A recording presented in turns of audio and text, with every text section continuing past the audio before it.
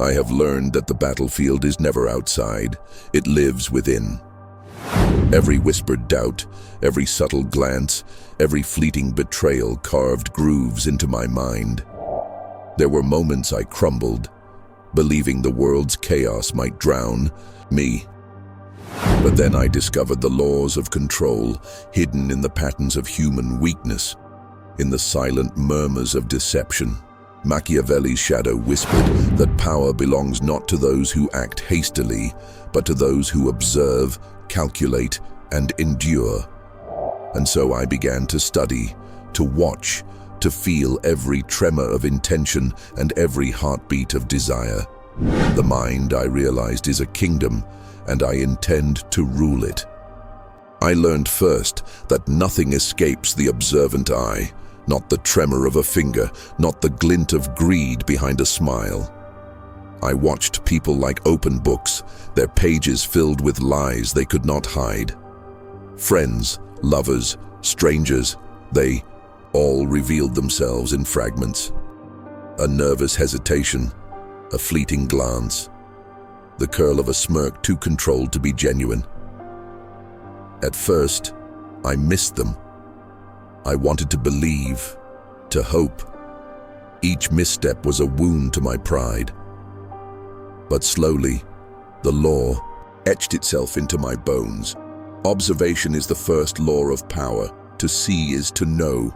To know is to act without error. There were nights I traced the patterns of betrayal, replaying conversations and gestures, mapping intentions like a strategist marking a battlefield. I noticed repetition, the subtle cadence of deceit, the mechanical nature of human desire.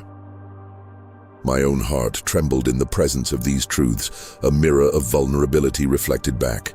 Yet the thrill of recognition, the moment I understood another's motive before they even spoke it, was intoxicating.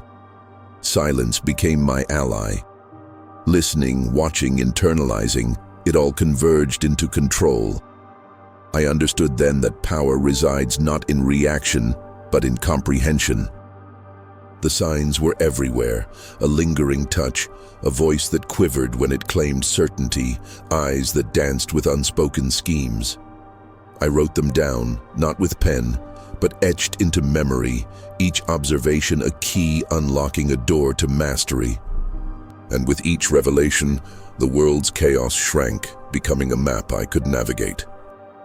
The climax of this lesson arrived with betrayal, the friend who smiled as they stabbed, the lover whose warmth turned to cold calculation. I felt the sting, the pulse of betrayal, and yet I stood firm because I had seen it coming. Detachment was no longer a skill, it was a shield. The law of observation had made me vigilant, precise, unshakable. In the quiet aftermath, I realized that to watch is to prepare.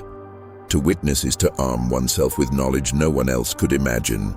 Emotion, I discovered, is a double-edged sword, both the architect of connection and the harbinger of ruin.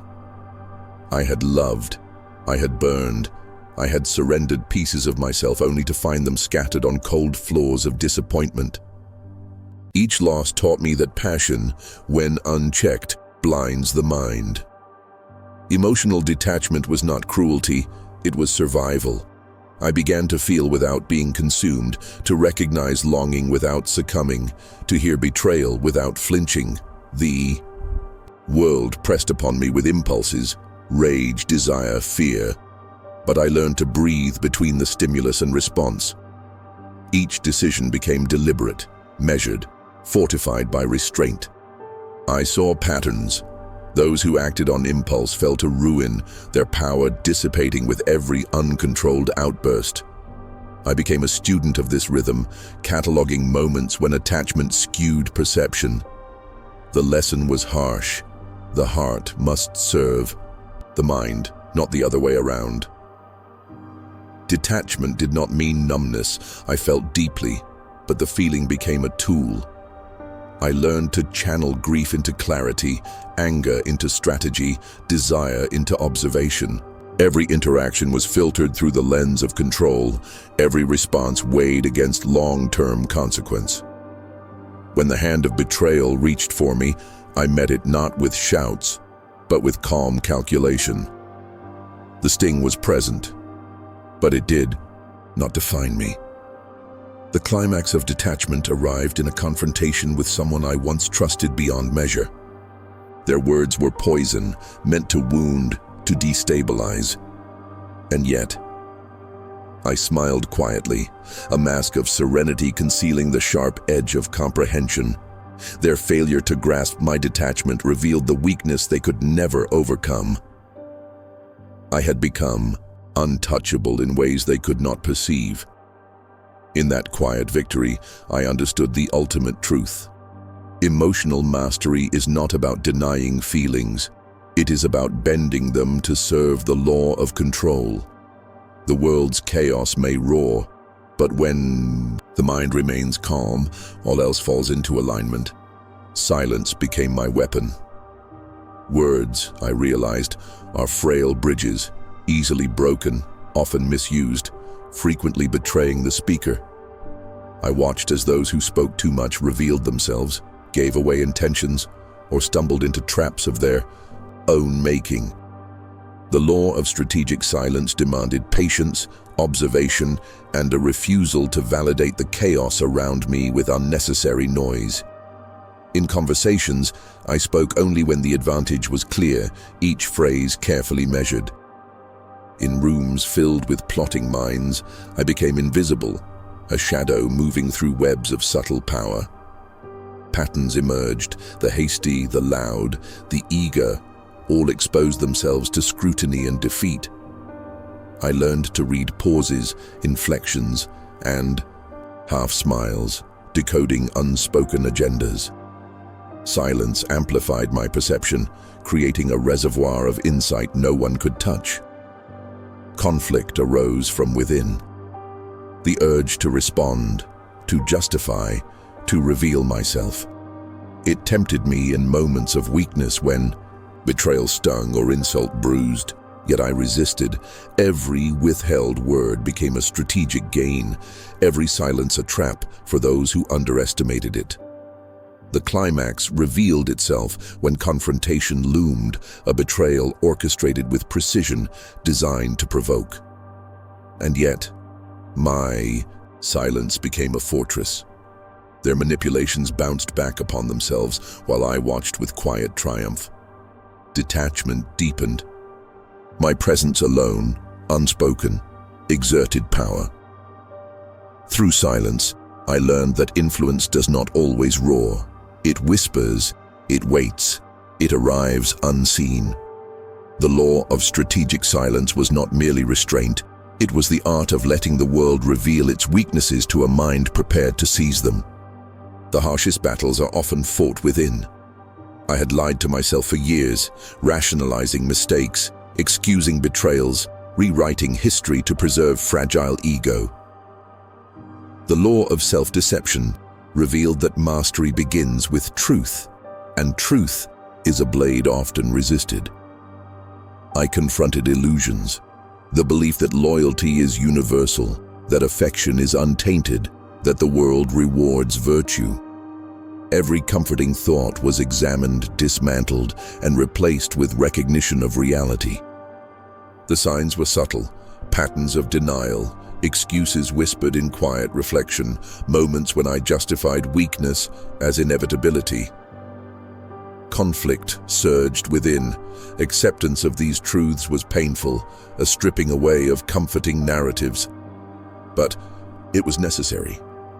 Only through brutal honesty could I cultivate strategy, predict intentions, and fortify myself against manipulation. Self-deception was a poison I extracted with painstaking care, each truth a cleansing fire. Climax arrived as I faced my own complicity in betrayal, the moments I ignored signs, the choices I made from pride rather than clarity.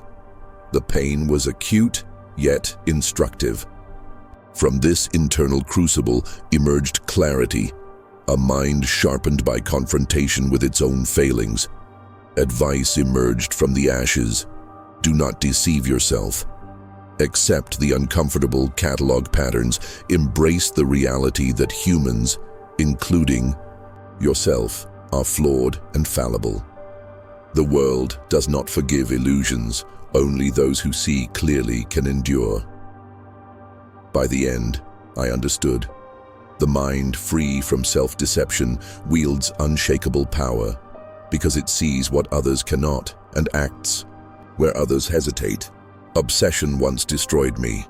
Thoughts that would not relent, fixations that consumed nights and poisoned days. But I learned the law of controlled obsession. When focused, intensity becomes a weapon, a lens through which the mind can dominate. Redirected my compulsions. Relentless attention toward strategy, toward patterns, toward the silent weaknesses of those around me. I observed myself, refining habits, cataloging behaviors, predicting betrayals before they happened. What had been destructive became deliberate, sharpened by intent. Conflict was constant. The temptation to spiral, to allow obsession to overtake. Reason to fixate on perceived slights. Each moment of near collapse tested discipline. Yet every time the controlled focus prevailed, turning passion into insight, intensity into preemptive mastery. Patterns emerged in others, repeated gestures, lingering glances, subtle manipulations. I anticipated, countered, absorbed information, and let it mold my next moves. Climax arrived as I used this focused intensity to foresee a betrayal, acting before it could strike. A maneuver unseen, undeniable in its effectiveness. By channeling obsession, I became both predator and sentinel, relentless yet composed, unstoppable in mental strategy. The law of controlled obsession teaches that fixation, when disciplined, is not vulnerability, it is power. I rehearsed everything, not physically, but within the corridors of my mind. Each confrontation, each conversation, each potential betrayal played out in careful simulation. The mind became a battlefield, and I, a general, anticipating every move before it emerged. Conflict between uncertainty and control was constant. I imagined deception, tested reactions, explored worst-case scenarios. Visualization sharpened instinct, tempered fear, and converted anxiety into preparedness. Patterns unfolded in imagination. Human behavior is repetitive, predictable, and exploitable for those who watch closely. The climax arrived when a real threat emerged, an attempt at manipulation I had rehearsed in countless mental exercises. Every counter, every subtle maneuver had been anticipated. I acted without hesitation, and the betrayal faltered, defeated, before it fully manifested. Advice is clear. The mind cannot act in a vacuum. By mentally rehearsing outcomes, anticipating deception, and simulating interactions, one converts chaos into order, uncertainty into command. The law of mental rehearsal is the silent forge of invulnerability. By the end, the mind is no longer a victim of circumstance. It is the architect of destiny, a fortress of preemptive power. All lessons converge in silence, the ultimate expression of unseen mastery. Power is rarely loud. It does not demand attention. It waits, concealed, observing, shaping outcomes through subtle influence and unshakable presence. Conflict is external. Betrayal, manipulation, attempts to provoke. Conflict is internal, the lingering temptation to react, to assert, to expose. Both are neutralized by detachment, foresight, and the knowledge that influence is most effective when invisible. Signs are everywhere: the trembling of ego, the missteps of impatience, the eagerness to reveal weakness. Recognizing them, acting calmly, leaving others blind to the strategy, they are the instruments of silent power. Climax unfolds in the final confrontation, when betrayal and challenge meet composure and insight. Every move is premeditated, every reaction deliberate. The world sees calmness. I see opportunity. The law of silent power manifests not in dominance that shouts, but in control that whispers through action unseen. Reflection emerges. I am no longer the man shaped by chaos, desire, or deception. I am the observer, the strategist, the sentinel of my own mind. Silent power is unshakable because it does not seek recognition. It simply exists, shaping outcomes, bending reality, commanding respect without uttering a word. In this final hour, I understand. Mastery is internal.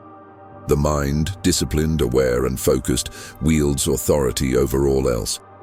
And in this quiet dominion, I am absolute.